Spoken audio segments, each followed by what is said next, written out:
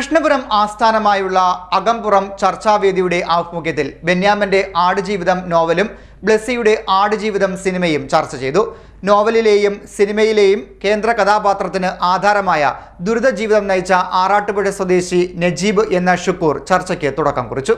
കൃഷ്ണപുരം ആസ്ഥാനമായുള്ള അകംപുറം ചർച്ചാവേദിയുടെ ആഭിമുഖ്യത്തിൽ ബെന്യാമിന്റെ ആടുജീവിതം നോവലും ബ്ലെസ്സിയുടെ ആടുജീവിതം സിനിമയും ചർച്ച ചെയ്തു.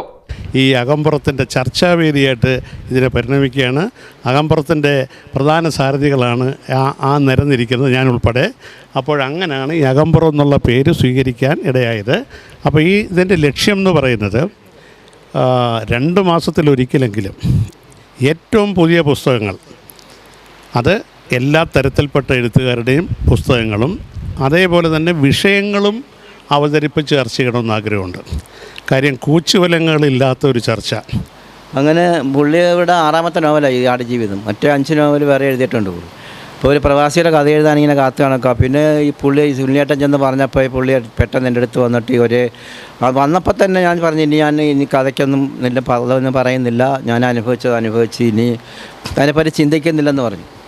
പുള്ളി പിന്നെ സമ്മതിക്കാതെ പിന്നെ പിറ്റേന്ന് എൻ്റെ പുറകെ നടന്നു. എനിക്കാണെങ്കിൽ സുഖമായ ജോലിയാണ്. കാരണം സുഖമായ ജോലി എന്ന് പറഞ്ഞാൽ ഈ ആക്രി പറക്കുന്ന പണി അതിനകത്ത്, US നേവിക്കകത്ത്. അതെന്ന് പറഞ്ഞാൽ അവിടെ ഈ ബിന്നുകളൊക്കെ വെച്ചപ്പോൾ അത് കളക്ട് ചെയ്യുന്ന പരിപാടിയാണ്. നല്ല സുഖമായ ജോലിയാണ്. പിന്നെ നമ്മൾ അവിടെ വെച്ച് കണ്ട കണക്കിന് സ്വർഗം കിട്ടിയ ജോലിയായത് ഈ ആക്രി പറക്കാണെങ്കിൽ. എങ്കിലും അന്ന് പിന്നെ എൻ്റെ പുറകെ പുള്ളി, ഞാനിത് പറക്കിക്കൊണ്ട് നടക്കുന്ന സമയത്ത് ഇങ്ങനെ പുറകെ നടന്നുകൊണ്ടാണ് 7 മാസം കൊണ്ടാണ് ഈ കഥ എഴുതുന്ന അയാൾ. അങ്ങനെ കഥ എഴുതി നമ്മളന്നേരം ഇതൊന്നും കഥ ഇങ്ങനെ പുറത്ത് വരുമെന്നൊന്നും നമ്മുടെ ചിന്തയിലൊന്നും ഒന്നുമില്ല. അങ്ങനെ 1-2 വർഷം കഴിഞ്ഞപ്പോഴാണ് ഈ കഥ പുറത്ത് വരുന്നത്. ആദ്യമായിട്ട് ആ പുസ്തകം പ്രകാശനം ചെയ്തപ്പോൾ എനിക്കാണ് ബഹ്റൈനിൽ വെച്ച് ആ പുസ്തകം ആദ്യമായിട്ട് തരുന്നത്. അങ്ങനെ പിന്നെ അത് കഴിഞ്ഞ് കുറച്ച് നാളിങ്ങനെ കടന്നു പോയിട്ട് പിന്നെ കേരള സാഹിത്യ അക്കാദമി അവാർഡ് കിട്ടിയപ്പോഴാണ് പിന്നെ ഈ ഒന്നുകൂടെ ആയത്. അങ്ങനെ ഇപ്പോൾ ഈ പടം ഇറങ്ങിയതുപോലെ അന്ന് പിന്നെ ഒരുപാട് ആൾക്കാർ വിളിക്കാനും പറയാനൊക്കെ തുടങ്ങി. ഒരുപാട് പരിപാടിക്കൊക്കെ പങ്കെടുത്ത് ഞങ്ങൾ 2 പേരോടൊക്കെ ആയിരുന്നു. ഇനിയിപ്പോൾ പടം ഇറങ്ങിയപ്പോൾ പിന്നെ അതിനെക്കാട്ടി വലിയ ഇതായില്ലേ. നോവലിന്റെയും സിനിമയുടെയും കേന്ദ്ര കഥാപാത്രമായ നജീബ് എന്ന പേരിൽ അറിയപ്പെടുന്ന ആറാട്ടുപുഴ സ്വദേശി ഷുക്കൂർ ചർച്ചയ്ക്ക് തുടക്കം കുറിച്ചു.